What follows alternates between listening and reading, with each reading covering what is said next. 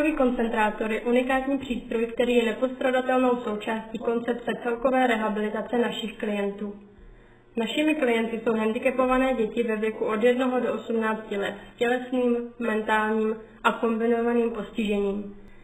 Nejčastěji se u nás setkáváme s diagnózami, jako je například dětská mozková obrna, různé vývojové vady, spinální muskulární atrofie a podobně. Oxygenoterapie využívá při léčbě kyslík, který je vpravován do těla pomocí inhalace.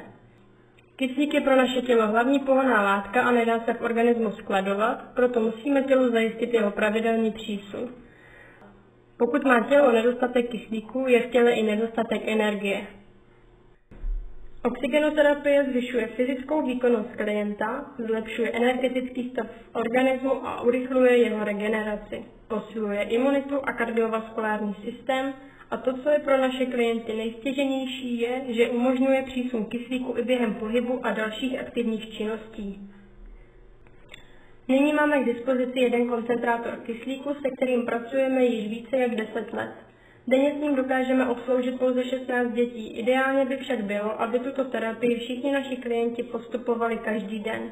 Z tohoto důvodu bychom proto potřebovali, aby oxygenoterapii podstupovalo průměrně až 32 klientů denně. Vzhledem k vytíženosti tohoto přístroje se občas objeví nějaká porucha a v případě takového výpadku zůstávají naši klienti bez terapie, dokud nedojde k opravě.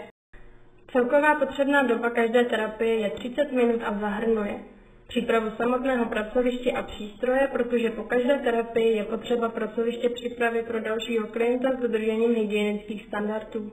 Dále pak přesun klienta z invalidního vozíku nebo rehabilitační židle k přístroji a po skončení terapie zpět.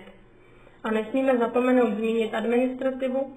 Všechny absolvované terapie zaznamenáváme do individuální složky klienta.